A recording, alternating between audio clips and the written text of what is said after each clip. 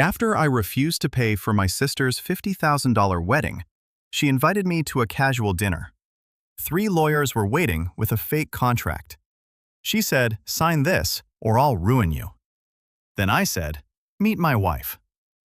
I was never supposed to be the rich one in the family. That title belonged to my younger sister Morgan. She was the golden child, the homecoming queen, the girl with the 4.2 GPA who made it into every Ivy League school she applied to. I was just Justin. I was 34, quiet, a little awkward around big groups, and more comfortable reading quarterly reports than chatting about fashion trends or planning extravagant weddings. I work in private equity, but you would never know it from looking at me. I wear the same $60 watch I have had since college. I drive a 10-year-old Honda Accord. I live in a house I paid off in cash 2 years ago. No debt, no drama, no desire to show off. That is probably why no one in my family really understood what I did, and I never corrected them. They thought I worked in some kind of finance thing. My mom once told her friend I was a bank teller or something like that. I just smiled and nodded. It was easier than explaining leveraged buyouts and silent partnerships, especially since Morgan sucked up all the attention anyway. She always had. Even when we were kids, it felt like I was the backup sibling, the spare. She got piano lessons, ballet recitals, and private tutoring. I got told to be quiet during her practice sessions. If she wanted something, the whole house revolved around getting it for her. If I needed help with school or life or anything really, I got a pat on the back and you'll figure it out. I am not bitter. At least, I was not. For most of my life, I kept my head down, worked hard, and made peace with the fact that my parents, especially my mom, saw Morgan as the bright shining hope of the family. They called her our little star, even when we were well into our 20s. And Morgan played the part flawlessly. Smiling, charming, always just helpless enough to need rescuing by someone else's checkbook. The thing is, behind the glitter and Instagram filters, Morgan has no idea how to manage money, relationships, or really anything, if I'm being honest. She has burned through more jobs than I can count, bounced between luxury apartments she could not afford, and dated a carousel of wealthy men who always seemed to disappear the second she brought up marriage. That is probably why, when she finally found a guy who proposed, and more importantly, could tolerate her long enough to actually stay, my entire family practically lost their minds with excitement. It was like Morgan had finally secured her happily ever after, and we were all expected to be extras in the fairy tale. And for a while, I played along. I showed up to the engagement party. I brought a thoughtful and admittedly expensive gift. I smiled through the champagne toast and listened to Morgan gush about the Paris honeymoon, the custom Vera Wang gown, and the historic vineyard estate they had booked for the wedding venue. She dropped numbers like confetti. $10,000 for the dress, $8,000 for the flowers, $6,000 for the calligraphy artist who was flying in from New York just to write the invitations by hand. Every detail was ridiculous. Every dollar spent was someone else's, mostly our parents. But the real shock came 1 week after that party, when Morgan invited me to lunch. We met at this trendy little cafe downtown, the kind with $15 avocado toast and baristas who looked like they belonged on the cover of GQ. I should have known something was up when she offered to pay. Morgan never offers to pay. She ordered a beet latte, which I did not even know was a thing. Looked at me with that practiced smile she always used when she wanted something and said, "So I've been thinking, you're doing really well, right?" I blinked. I'm doing fine, yeah. No, I mean really well. Like you have your own house, no student debt, you travel a lot, you're probably killing it with investments, right? I gave her a careful smile. I live within my means. That's all. She laughed like I had said something adorable. That is such a you thing to say. So humble. I waited. I already knew what was coming. I just did not know how big the ask would be. She leaned in and lowered her voice like we were sharing state secrets. So listen, I'm a little over budget on the wedding. Just by a tiny bit. Okay, more than a bit. $50,000 to be exact. I nearly choked on my water. You're over budget by 50 grand. She waved it off like it was pocket change. It's not that bad. We had to upgrade the catering to a Michelin-starred chef, because Bryce's family are major foodies. And I found this designer in Milan who was doing the bridesmaids' dresses. Trust me, it's a vibe. But anyway, I was hoping you could help. Hello, how I asked, though I already knew. She smiled, sweet and poisonous. Cover the difference, just the $50,000. I mean, it's nothing to someone like you, right? You probably made that in dividends last quarter. I sat back, stunned.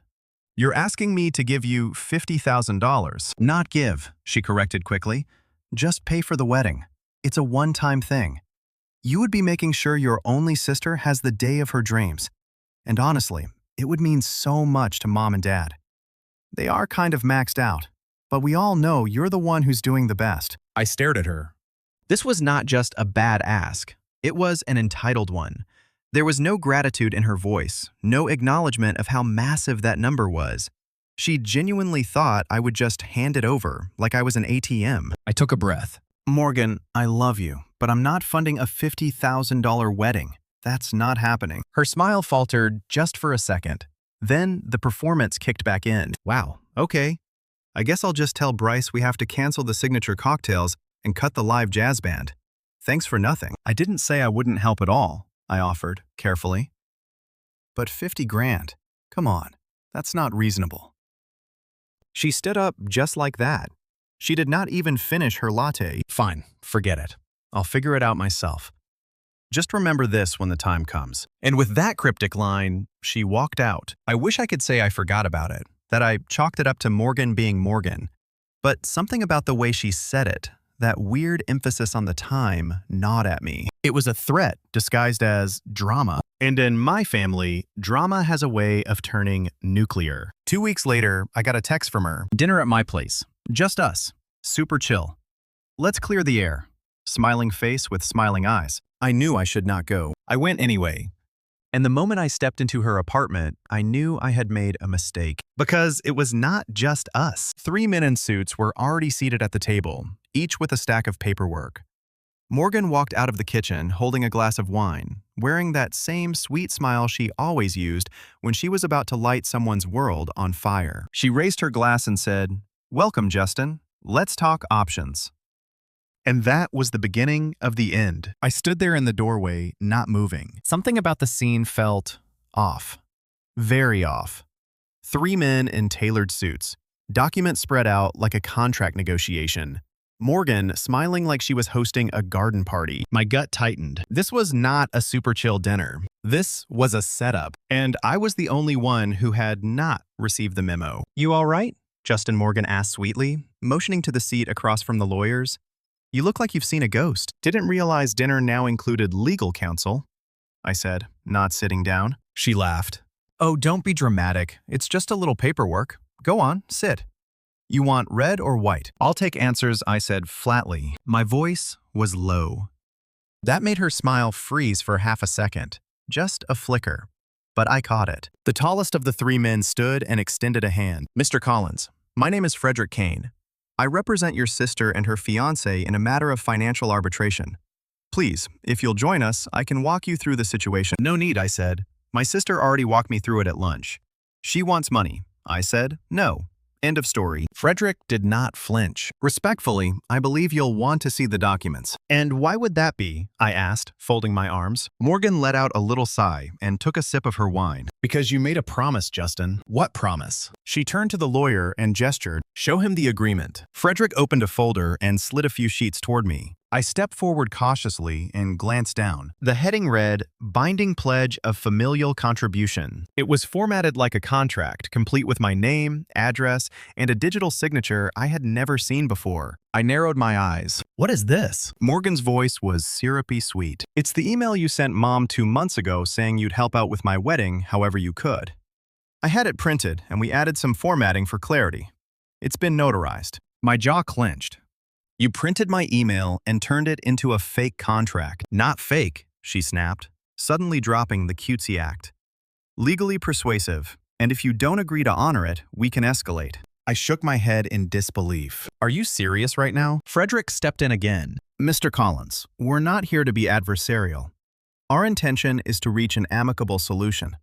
Your sister has already made substantial, non-refundable payments based on the expectation of your financial support.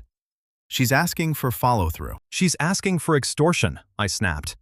"You don't get to turn a vague, good-faith offer into a $50,000 invoice." The second lawyer, a shorter guy with glasses, spoke up then. We're prepared to file a claim for promissory estoppel.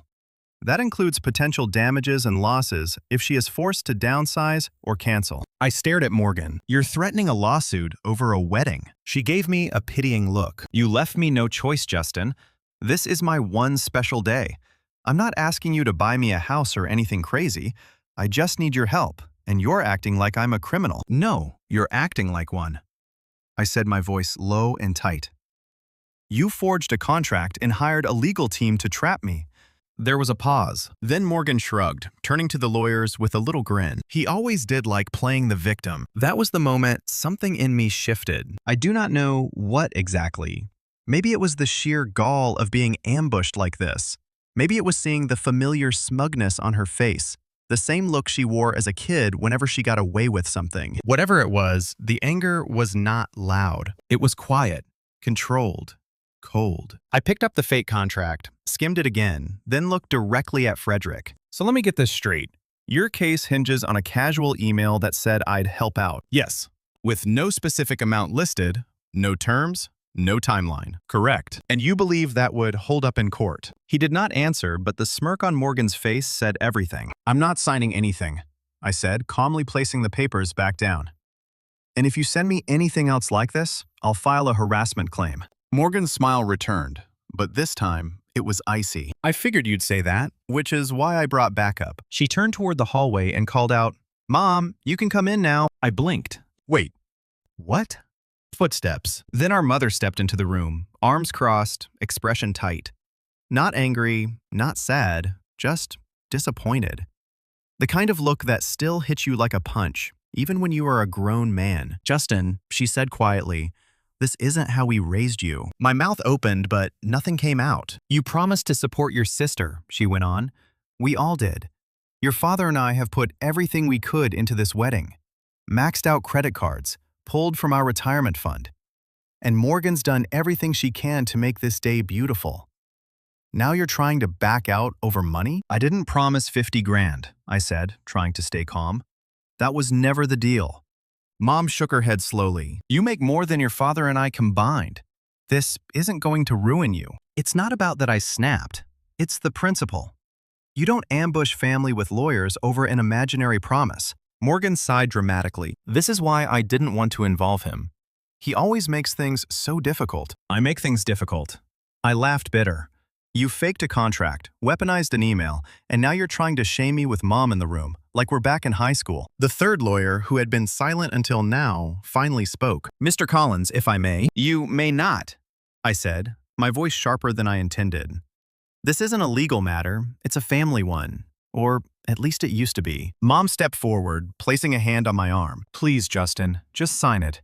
Let's not turn this into a scandal. I stared at her hand, then met her eyes. So that's what this is about. Saving face. There was a long silence. No one moved. Then, Morgan's voice, soft and venomous, leaned in and whispered, sign it, or I'll ruin you. My eyes narrowed. Excuse me. She did not blink. I know things, Justin. I know about your real income, your real estate holdings, the trust, the business under your wife's name. All of it. My stomach dropped. Morgan smiled like a cat that had just caught a canary. Did you really think I wouldn't find out? You've been hiding behind that humble accountant act for years. But I talked to people. I made calls. You've got enough skeletons in your financial closet to bury you if I go public. And there it was. Not a request, not even a demand. A full-blown threat. I stood still for a long moment. My heart pounded not from fear, but from fury. Controlled. Cold. Familiar. I took a deep breath. Okay. Morgan blinked. Okay, what? I walked toward the door, my hand already reaching for my phone. I'm calling my lawyer. She laughed. What? To fight back? No, I said calmly, to bring my wife. For the first time all evening, Morgan looked confused. Your wife?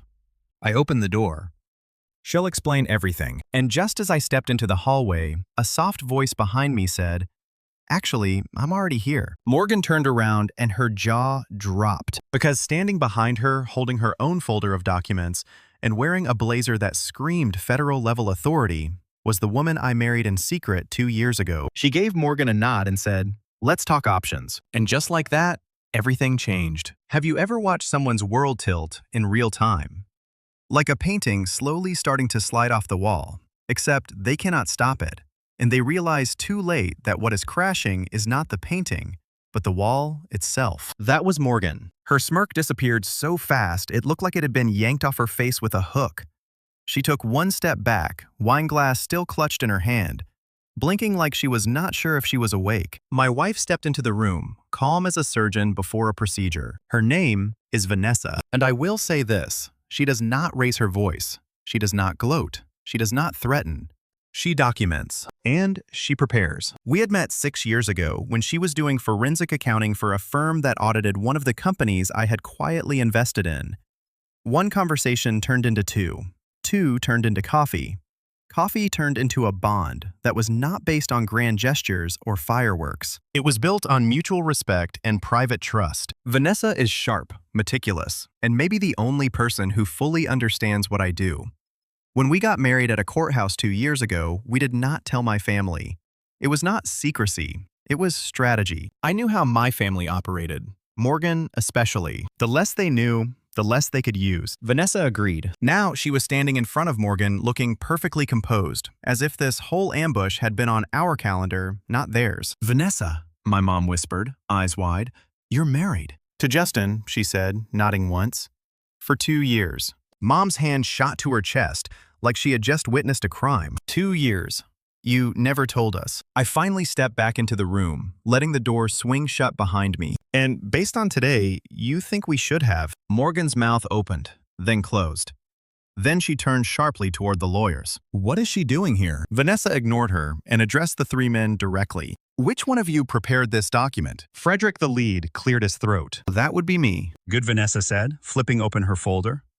Because I'd like to know which jurisdiction you think allows a contract to be formed without offer acceptance consideration or clear terms. And notarized off an email, no less. Frederick bristled. Ma'am, this isn't a formal courtroom. We're here to mediate. No, you're here under false pretenses to pressure my husband into giving up a large sum of money under the threat of reputational damage. That is coercion. Civil court would eat this alive. But you already knew that, didn't you? Morgan's cheeks were flushed now. Her eyes darted between Vanessa and me, like she was trying to recalculate a math problem that suddenly had more variables than she expected. Justin, she snapped. Why would you bring her into this? Vanessa turned to her slowly and without a trace of emotion. Because you tried to threaten my husband with lies, forged documents, and implied blackmail. That makes it our problem. Morgan's voice cracked. You think you can just barge into my private meeting? Vanessa held up a hand. Not aggressively, not with anger, just a simple, precise movement. Enough. The room fell silent. And then, in a quiet voice, she asked, "You said you'd ruin him. How?" Morgan blinked. "Excuse me, you told Justin you'd ruin him. What was your plan?" "Leak false financials. Pretend you know something you don't. Try to discredit a man who is legally protected by half a dozen privacy layers and multiple holding companies. Please enlighten me." Morgan swallowed. Her facade was cracking fast. I was bluffing. It was just a scare tactic. That's not what you said 5 minutes ago. Mom finally spoke again, still frozen near the doorway. Morgan, what is going on? Morgan rounded on her. He's the one hiding things, Mom. He's been playing all of us for years. He let us believe he was just some quiet finance guy while he was sitting on God knows how much money. He let us go into debt for this wedding while he sat there with a paid-off house and some secret wife, like he's better than all of us. I blinked. And that was the moment I saw it for what it was. This was not about money. Not really. This was about control, about the illusion of hierarchy. Morgan had always been the favorite, the chosen one, the daughter my parents built their lives around. And I was supposed to orbit her, to support, to clap, to fund her dreams without question. The fact that I had quietly built a life, a successful one, without her, without my family knowing, was the ultimate betrayal in her eyes. Not because it hurt her, because it threatened her place at the top. Vanessa stepped forward and placed a printed packet in front of Frederick. Here is a summary of Justin's financials, redacted for legal safety. Note the asset protection clauses, the irrevocable trusts, and the offshore shields that make your little lawsuit inadvisable. Frederick picked it up with shaking fingers. Vanessa turned to Morgan. This was your last shot at manipulating him. You should have spent it better. Morgan's eyes welled up, and for a split second, I thought she might actually apologize. I thought maybe the weight of what she had tried to pull was finally sinking in. But instead, she turned on me. You lied to me, she spat. You let me humiliate myself. You let me think I could count on you. And now you're parading your lawyer wife in here like some gotcha moment. I stared at her, feeling something unfamiliar twist in my chest. It was not just betrayal, it was grief. Grief for the idea of family I had been clinging to for too long. Grief for the brother I had tried to be. You never tried to count on me, I said softly. You tried to use me. And the moment I said no, you didn't try to talk. You brought lawyers. You forged papers. You weaponized Mom. I was desperate, she shouted. I deserve a beautiful wedding. You deserve respect, I said. But you lost mine a long time ago. Then I turned to Mom. And you let this happen. You backed her. You didn't even ask me what was true. You just assumed I owed her something. Like I'm not your son.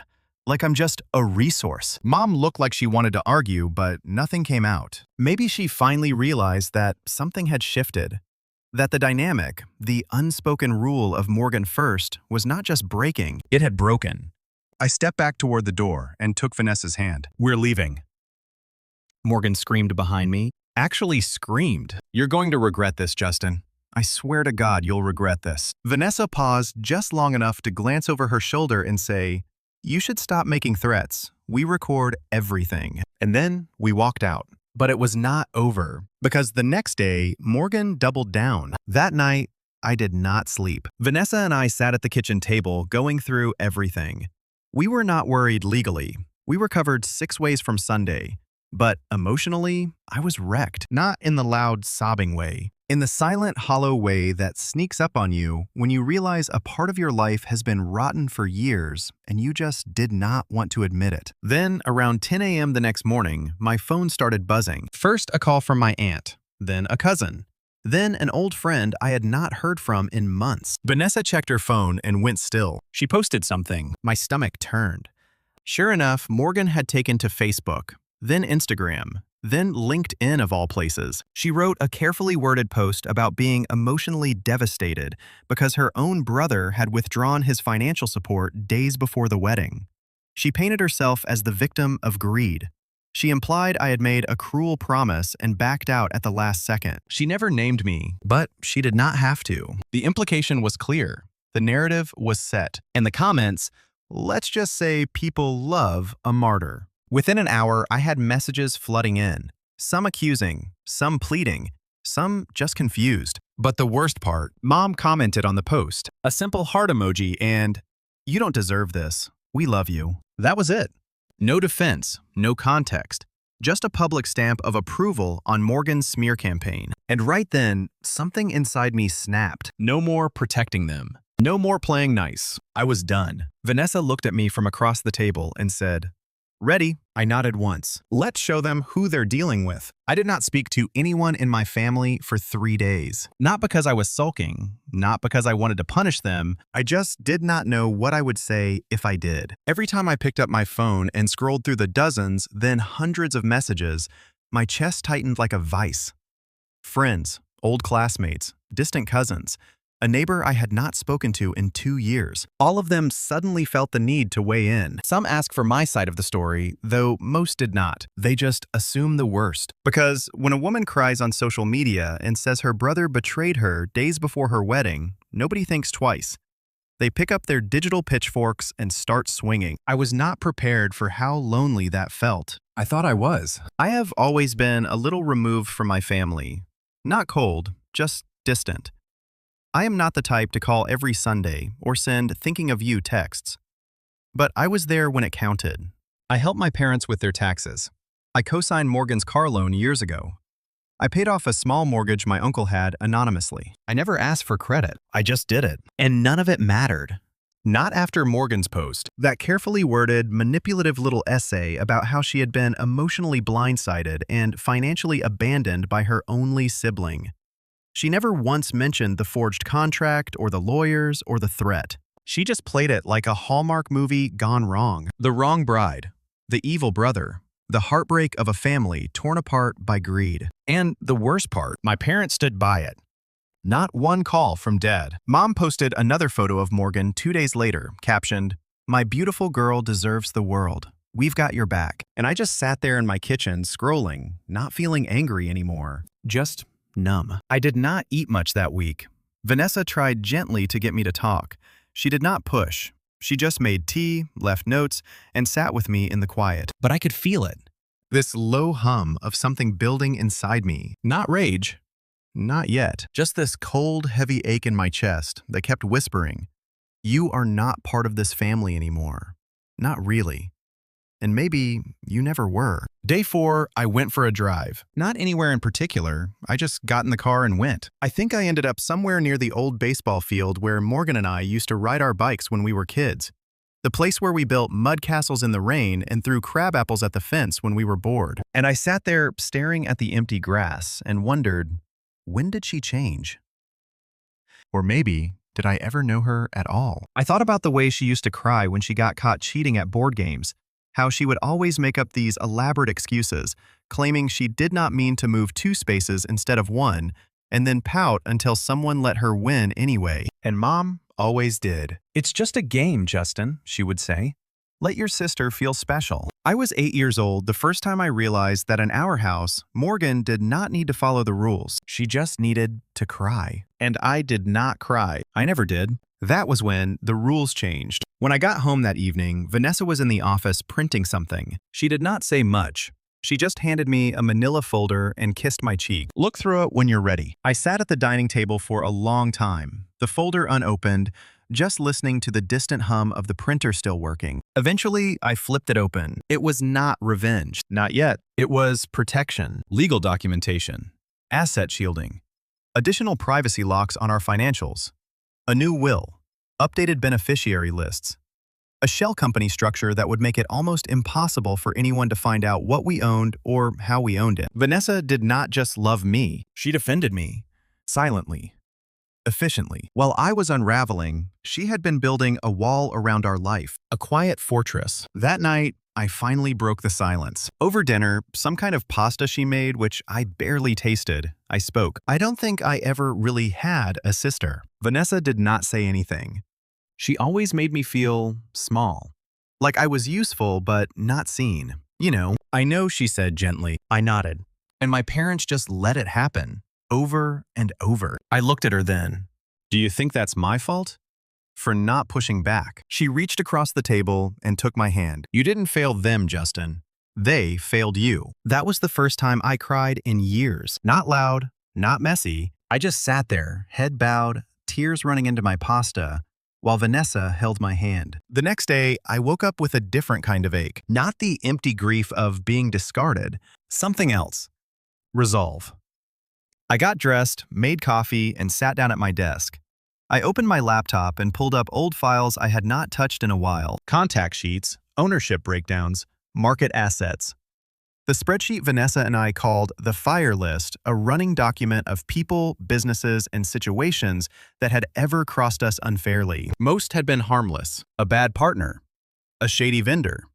A guy who tried to undercut me during a deal and ended up getting fined for insider trading. I scrolled to the bottom and added a new name. Morgan Elaine Collins. Reason. Personal betrayal. Attempted extortion. Family manipulation. Below it, I typed a note. Do not engage emotionally, only strategically. Because here is what Morgan never understood. I never wanted power, but I learned how to wield it. Quietly. Efficiently.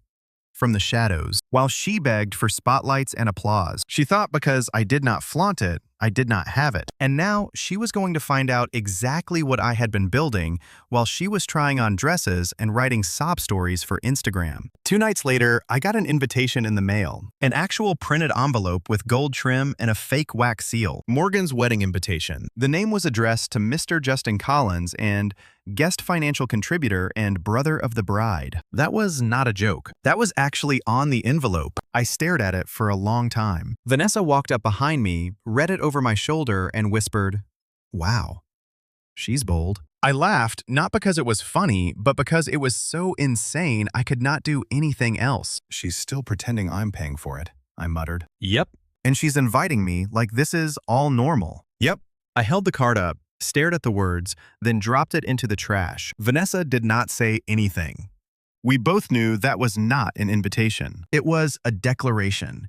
Morgan was doubling down, still trying to control the narrative, still hoping I would cave, show up and smile for the cameras while pretending we were one big happy family. And as I stood there, looking at that trash can, something inside me settled. I was not going to argue anymore. I was not going to plead my side to people who did not care to hear it. I was going to act, not out of rage, out of clarity. Because I finally saw my family for what it was. A hierarchy, a show, a set of unspoken rules where love was conditional and silence was expected. And I was not playing anymore. But first, I needed to see something. One final conversation. One final chance. So I called my dad. He picked up after 3 rings, sounding tired. Justin. Hey. A long pause. This is about the wedding. I ignored that. You busy? He sighed. Your mom's running errands. I've got an hour. I'll be there in 30. I hung up and I knew this was the moment I would find out if anyone in that house ever truly had my back. What I did not know was that I was walking into the final betrayal. My parents' house had not changed. Same chipped paint on the porch railing. Same wind chimes clinking by the screen door. Same faded mat that said welcome in a cheerful font that had not matched the energy inside that home in a long time. But I noticed something new as I pulled into the driveway. The other car, Morgan's, parked perfectly in the center of the space like she owned the whole property. It was a white BMW leased. I knew because she had whined about the monthly payments in a group chat before she kicked me out of it. Shiny. Loud. Way too expensive. I stared at it for a second longer than I should have, then got out of my car and headed up the steps. The door creaked open before I could even knock. Dad stood there, arms folded. He looked tired, not just physically, worn. His eyes did not light up. His face did not crack into a grin like it used to when I came home for a visit. He looked like he did not want me there. Hey, Dad. Hey. He stepped aside without a smile. Come in. I walked past him into the same living room I grew up in. Same recliner, same wall clock, same framed photos of Morgan everywhere. School portraits, dance recitals, a giant canvas print from her college graduation party that I paid for and was not invited to speak at. No photos of me, not one. Where's Mom? I asked. Not because I missed her, just because I wanted to know how many people I would be up against today. Downstairs, he said. She's making a gift basket for Morgan's rehearsal dinner. You came at a bad time. I sat down anyway. I didn't come for her, I said. I came for you. He lowered himself into the recliner across from me with a groan. You want coffee or something? No, I said. Then I paused. Actually, yeah, if you're having one. He disappeared into the kitchen. I heard cupboards open, then the soft hum of the old drip machine heating up. I sat there and waited. Waited for him to come back.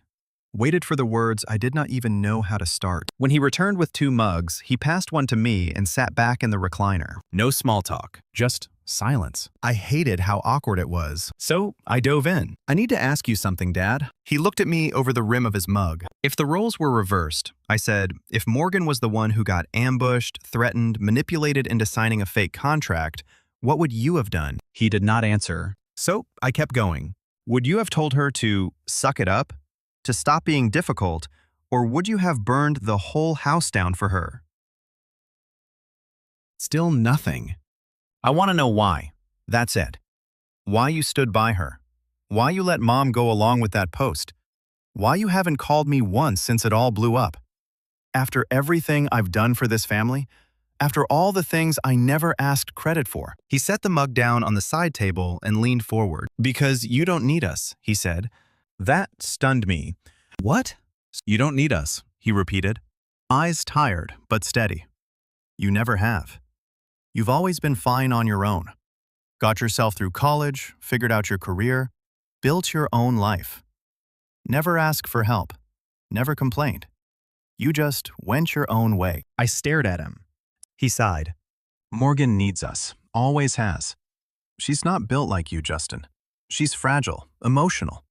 When she falls apart, she falls apart. And your mother, she can't stand to see that. So we pick up the pieces. That's how it's always been. I felt my chest tighten. So you enable her. He did not deny it. You let her manipulate. You let her twist everything and lie and punish people.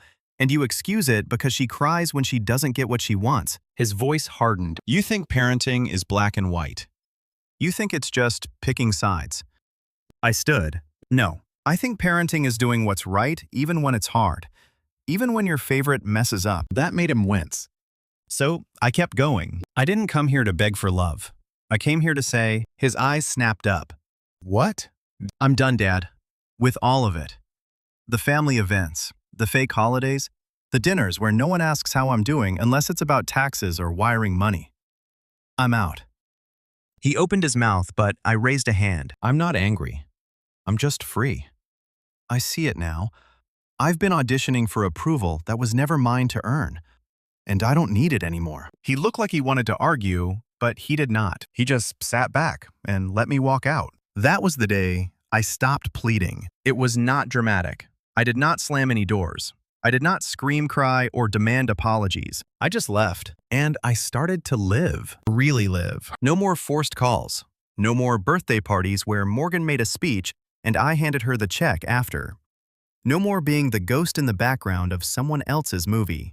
Vanessa and I doubled down on our plans. We bought a second property in Colorado, quiet and near the mountains. She set up her own consulting firm. I invested in a startup that helps small business owners access affordable legal protection. Something about that just felt right. We built quietly, peacefully, but that did not mean I forgot. It just meant I stopped letting them write the story. Morgan's wedding came and went. We did not attend, but I saw the photos. The guest list was packed with the kind of people who love being seen. Fringe influencers, pyramid scheme reps, college sorority alums who were probably still paying off the trip. I recognized a few faces, and I noticed one thing right away. No mention of me. Not one. Not even a lie. Just erased. But I knew what that meant. She was covering because her entire narrative that her brother bailed at the last second and left her heartbroken was built on me not showing up. If I had been there, if there had been a photo or even a whisper of our presence, her story would fall apart. So instead, she pretended I never existed, which honestly felt fair, because now she did not exist to me either. 3 weeks after the wedding, I got a call, blocked number. I let it go to voicemail, then listened. It was my mom. Her voice was tight, cold, practiced. Justin, I don't know what kind of sick point you were trying to make by skipping the wedding, but your sister was humiliated. People asked questions. People whispered. She cried. She couldn't even enjoy her honeymoon. I hope you're happy. Don't bother calling back. That was the last message I ever received from her, and I never did call back. But here is the thing about walking away. You can only do it cleanly if you have tied up your own loose ends. So I spent the next few months making sure there were no strings left. I moved every last account into structures Morgan could not sniff out. I liquidated the trust she had mentioned and restructured it into an entity with a board of 3, none of whom were blood related. I sold off the holding company attached to my old family name and started a new one. Quiet, sleek, tightly controlled. Vanessa's firm flourished. She took on clients who had been burned by family business disputes, inheritance dramas, and prenups gone wrong. Our reputation grew. Not loud, but respected. People knew us not because we shouted, but because we listened. And when we acted, it was final. Then one day, about 6 months after the wedding, I got an email. Subject line: urgent help needed. It's Morgan. I nearly deleted it without reading, but something made me open it. It was from Bryce Morgan's husband. I stared at the name for a long moment. We had barely spoken before. The guy had always seemed like a placeholder with expensive shoes, but his message was short. Hey, Justin. I don't know who else to ask. I know there's a lot of bad blood, and I'm sorry for that. But Morgan's gotten us into something. Financially, it's big, and I think we're in serious trouble. Can you please call me? I did not reply. Not right away. I forwarded it to Vanessa. She read it, closed the screen, then just said, "She's slipping." And I nodded.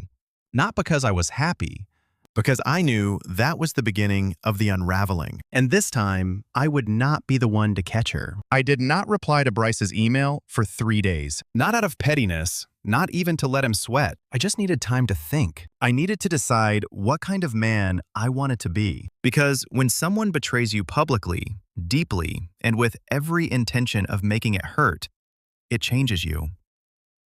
Not instantly. More like slow poison. You start asking yourself questions you would not have dared to ask before. What if I did not forgive? What if I did not walk away this time? What if I made them feel it? For months, I had told myself that walking away from Morgan, my parents, and the whole rotten family ecosystem was the revenge. That living well privately and securely was its own kind of justice. And maybe it was, for a while. But now they were bleeding. And they were coming back to me, not with apologies, not with humility, with need. So I made a decision. I would not ignore the email. I would reply, not because I wanted to help, because I wanted to see what happened when Morgan realized the person she had tried to destroy held the last lifeline she would ever get. I waited until a Thursday evening just past 7 p.m., then replied to Bryce with a single sentence. Let's meet. Tomorrow, 9 a.m. Your office. Just you. I did not tell Vanessa right away. She had a client call that night with someone in Australia, and I did not want to distract her. But when I woke up the next morning, I found a sticky note on my monitor. Whatever you decide, I'm with you. V. She always knew.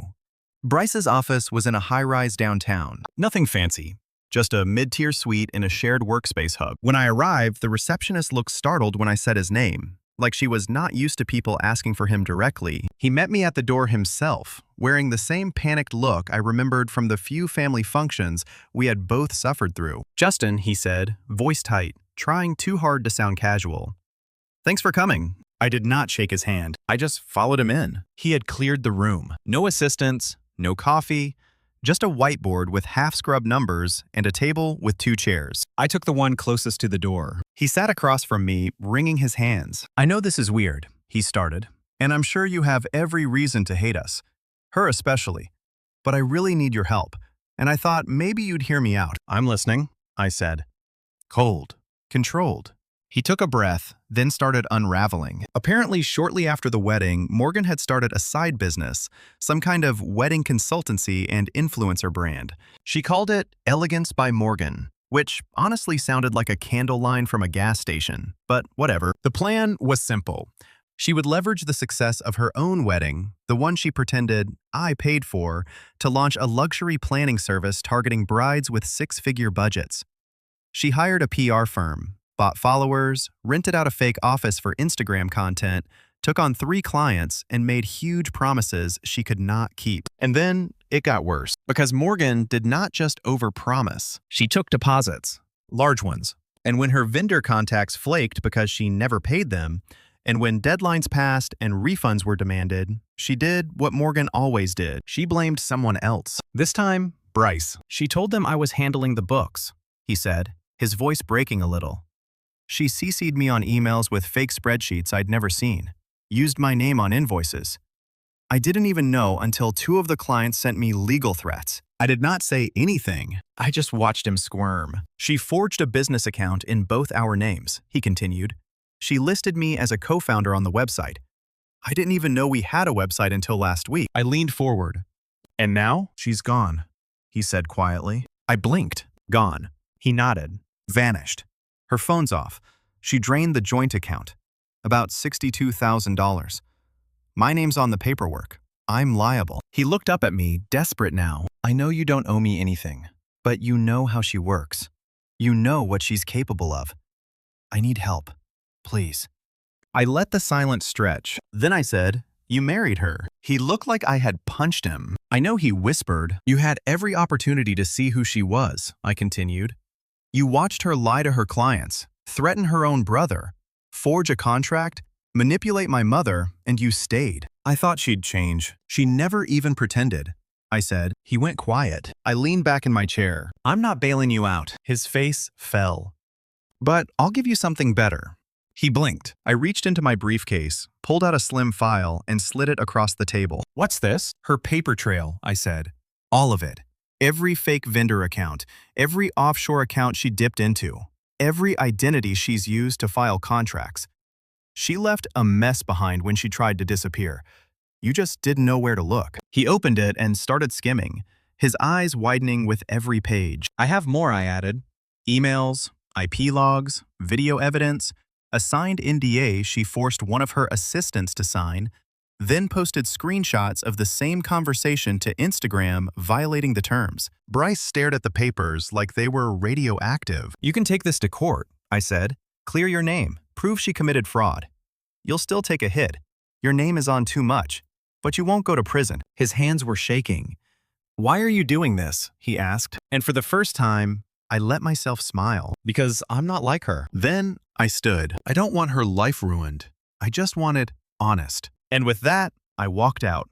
The next day, Vanessa and I got breakfast at our favorite place, a little bakery that only opens before noon and does not advertise. We sat by the window watching the light spill across the cobblestone street, sipping strong coffee and eating warm almond croissants. I gave Bryce the file I told her. She did not look surprised. How did it feel? Strangely good. You think he'll do the right thing. I shrugged. Doesn't matter.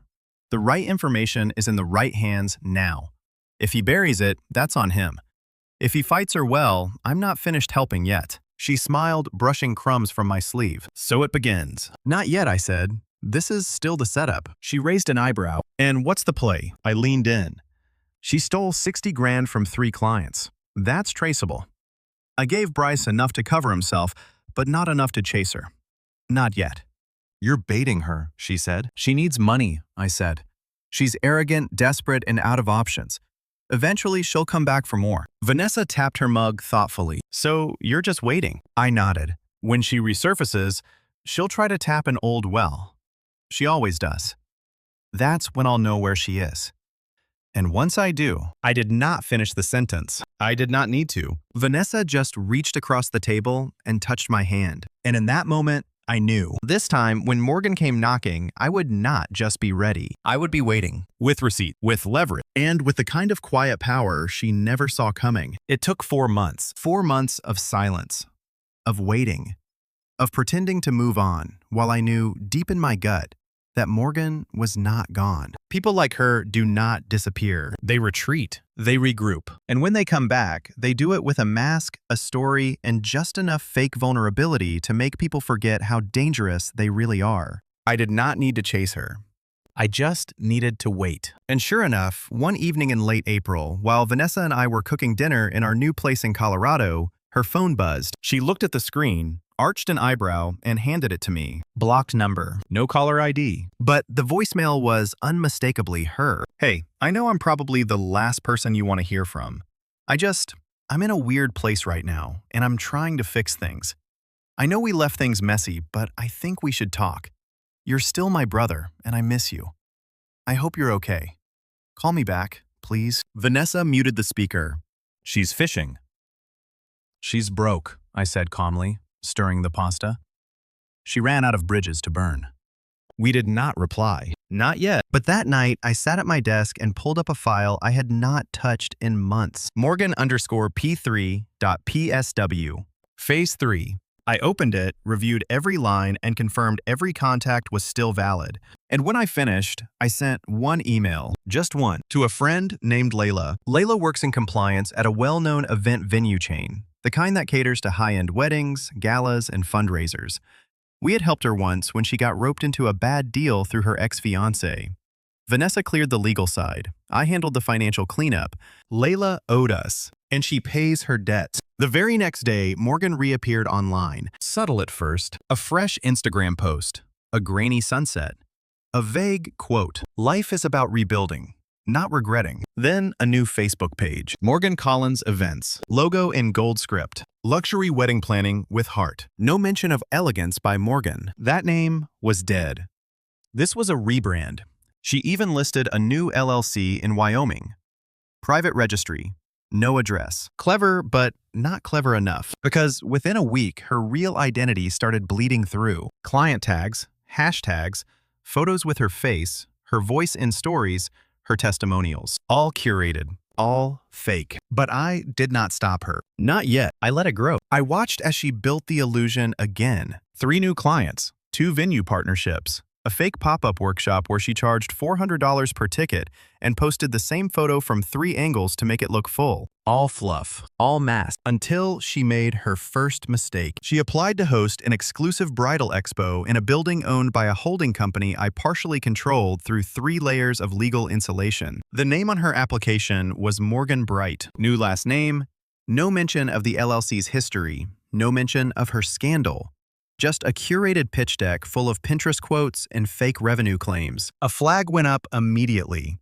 We approved the application anyway and scheduled the date, because this time I wanted the stage set perfectly. The expo was a sleek affair. Open bar, amid music, fairy light strung through a vaulted ceiling. Dozens of vendors lined the room, each with brochures, samplers, and demo reels. And in the center was Morgan, wearing a white power blazer, hair in soft curls, her voice hitting every fake note of polished confidence. Vanessa and I did not go. We did not need to. Instead, we had someone else attend. Her name was Tori, a real bride, a real planner, one of Morgan's real victims, the one who had emailed me after the wedding meltdown, quietly and privately saying Morgan had vanished with her deposit and blocked her after promising a full luxury package. Vanessa worked with her on the back end and helped her get a partial refund from the venue that had blacklisted Morgan. And when we asked if she would be willing to show up and ask some questions, Tori did not hesitate. She brought a friend with a camera. Not a big one, not obvious. Just a little clip-on mic and a lapel cam hidden inside her handbag. The confrontation was not dramatic.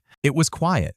Professional. Tori walked up to Morgan's booth, smiled politely and said, "Hi, I'm Tori. I think we worked together last year." Morgan blinked, hesitated, then smiled like nothing had happened. "Oh, right, Tori. So good to see you again." Tori nodded. "Yeah, I was just wondering, whatever happened to Elegance by Morgan? That's what your invoice said." Morgan froze just for a second. "Oh, I rebranded," she said, waving it off. "New direction." "And the deposits you collected?" Tori asked. "Did those rebrand too?" People nearby started listening, just 1 or 2. "Enough." Morgan stiffened. "I'm sorry, what is this?" Tori smiled. "Just making conversation, or should we continue it somewhere else?" Morgan backed up a step, then turned and walked away. Not fast, not loud. She just vanished behind a curtain. Tori did not follow. She did not need to, because by then, the mic had done its job. The video hit 3 small industry blogs within a week. No accusations, no threats. Just a quiet little article titled, "Why are so many brides missing refunds from Morgan Collins?" The post linked to receipts, contract dates, photos, LLC registrations, and voicemails. No commentary, just facts. And people started talking. Vendors pulled their contracts. Clients canceled bookings. Venues flagged her name in their CRM systems. And then came the big one. A California bridal magazine that had featured her in a top 10 planners to watch spread issued a quiet retraction. No drama, just a note in the next issue. Correction. We are no longer affiliated with Morgan Collins or Morgan Bridal Events, and Morgan vanished again, this time for good. But that was not the real revenge. That was just cleanup. The real revenge was quieter. A month after the expo collapse, I flew back to the city for a meeting with a real estate development group. Nothing dramatic, just business. On the way out of the hotel, I passed a woman holding a phone up to her face, pacing in the lobby in sweatpants and a hoodie, whisper screaming into her mic. It took me a second to recognize her. Morgan. Pale. Hair pulled back. No makeup. No audience. I did not stop walking, but I slowed just enough to hear a single line. "I don't have the money, okay? I'm trying. I just need more time." I kept going. Did not turn. Did not look back. Because that was the moment I knew. It was done. She would never recover. Not fully. Not in the same world she once ruled, with filters, lies, and forged documents. Her reputation was not ruined by scandal. It was erased. There was no one left to clap. No one left to believe her, and the silence was louder than any courtroom. Later that week, Vanessa and I sat on the balcony of our mountain home. The air was cool, the sky was clear, our phones were off. I told her about the hotel. She did not say anything at first. She just sipped her tea. Then she asked, "Do you feel better?" I thought about it, took a breath, and said no. I feel clean. Fallout never happens in one explosion. It happens in echoes, tiny creeping aftershocks that travel through everything you thought was stable, reshaping it, piece by piece, until the old version of your world is gone for good. For me, it began with a phone call. Not from Morgan, not from my parents, from a lawyer. A young man with a calm voice who introduced himself as representing Bryce Collins in a joint civil proceeding. "We're filing a case against Morgan Collins under her legal name," he said. "Your sister. You've been listed as a potential witness for the defense given your previous experience with her conduct.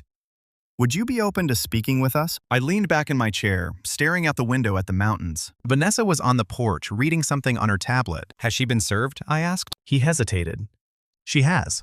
3 counts of fraud, 2 of breach of contract, 1 of misrepresentation. There's talk of a possible criminal referral, depending on how discovery goes." My throat felt dry, but my voice stayed level. "You'll have my cooperation." It is strange how justice moves. Not with drama, not with fireworks, just quiet paperwork. By the time I gave my deposition, Morgan had already been dropped by every vendor association she had ever joined.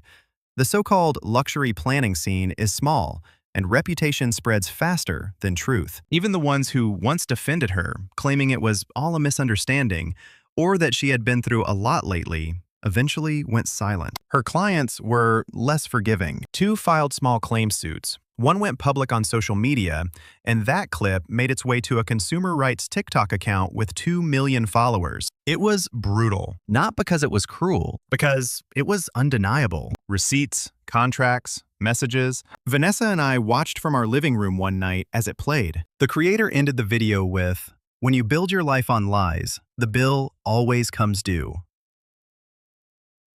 The clip got 3 million views. Morgan deleted her accounts 2 days later. Bryce called me a week after the deposition. "Hey," he said quietly, "it's done." "How bad?"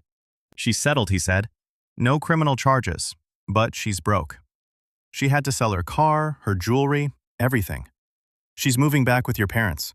They co-signed a debt agreement to keep her out of jail." I let the silence stretch. "And you?" "I'm free," he said, his voice shaking a little. "Divorce finalized last week. I can finally sleep." "Good," I said. "Start over." He exhaled. "You know, I used to think she was just misunderstood, that she was acting out because of her upbringing or the pressure. But she's like a magnet for chaos. She doesn't survive unless someone else pays the bill." "Yeah," I said, quietly. "I know." He hesitated, then asked, "Do you ever think she'll change?" I thought about that for a long moment. "No," I said, "but I think we finally did." The next wave came from my parents. It started small. An email from Mom, written in that clipped, polite tone she uses when she is embarrassed but will not admit it. "Justin, I know things have been tense. Your father and I are trying to help your sister through a difficult time. She's made mistakes, but she's still family. We'd like to talk if you're open to it." No apology, no acknowledgement, just expectation. Vanessa read it over my shoulder and said, "You don't owe them closure." "I know." But I replied anyway. "I hope you and Dad are well. I wish you peace, but I'm done trying to fix something that never saw me as family unless I was useful. Take care." That was it. No anger, no argument, just the truth. A week later, Mom sent one more message. "We'll respect your decision. I hope someday we can start again." That someday never came. And I did not wait for it. 6 months later, life looked different. Vanessa's firm had grown into a full-fledged consultancy. She hired 2 assistants, started speaking at conferences, and even landed a feature in a major business magazine, a spread titled "The Women Fixing What Greed Breaks." I invested in 3 new ventures. One of them was a legal tech startup that helped automate fraud reporting for small business owners. I did not announce anything publicly. I did not post a single update. I just worked quietly. Sometimes success does not roar. It hums, steady, strong, certain. The last time I saw Morgan was almost a year later. It was at a grocery store near the city. I had flown back for a board meeting and stopped in for something quick. Coffee, snacks, a few essentials before heading to the hotel. I turned a corner and there she was, alone. No makeup. Wearing an old hoodie that hung off her like a memory of a better time. She did not see me at first. She was arguing with a cashier about a declined card. Her voice was sharp, desperate, but not powerful anymore. I stood there for a second, watching. And in that moment, I did not feel joy, or pity, or anger. I just felt done. She looked up, and for a flicker, our eyes met. Her expression shifted. Shock. Then something else. Shame, maybe. Or recognition. She opened her mouth like she wanted to say something, but I just nodded once. Not cruelly, not kindly, just a nod. And I walked away. That was the last time I ever saw her. I never heard from my parents again either. No calls, no cards, no holiday messages. And that was okay, because sometimes peace is not about fixing things. It is about finally being fine with the silence that comes after. Years later, I sat on our back porch with Vanessa, watching the sun dip behind the ridge. We had built a life far away from noise, a quiet, steady rhythm of work laughter and small, meaningful moments. She looked up from her book and said, "You never told me what you said to her that day at the grocery store." I smiled. "That's because I didn't say anything." She tilted her head. "Would you have?" I thought about it. "Maybe once," I said, "but not anymore." Some people mistake forgiveness for weakness. It is not. It is freedom. You just have to stop giving them space to live inside your head. She smiled softly. "So, what do you call what you did then? What was all of that?" I took a long sip of my coffee, let the wind move through the trees, and said, "Accountability." She laughed quietly. "And do you think she ever learned?" I stared out at the horizon, the light fading, the mountains painted gold, and shook my head. No, but that was never the point. The point was, I finally did. A few weeks later, a letter arrived at our office addressed to me. No return name. Just a familiar handwriting I had not seen in years. Inside was a single page. It said, "I'm sorry. I never realized how much you cared for all of us until it was gone. I hope you're happy. Mom." No mention of Morgan. No request to reconnect. Just that. And somehow, that was enough. I folded the paper carefully, slipped it into my desk drawer, and did not respond. Because sometimes closure is not a conversation. It is a decision. That night, I sat on the porch again, the stars stretching across the sky, the air thin and quiet. Vanessa joined me, resting her head on my shoulder. "Do you ever miss them?" she asked. I thought for a moment. "Sometimes," I said. But then I remember I didn't lose them. I finally saw them. And for the first time in my life, that truth did not sting. It felt like peace. Real, solid, unshakable peace. I turned to Vanessa, kissed her temple, and whispered the last thing I would ever say about any of it. A quiet truth that had been years in the making. The only ending that ever really mattered. They taught me everything I needed to know about loyalty by breaking it. And with that, I finally let the past go. For good.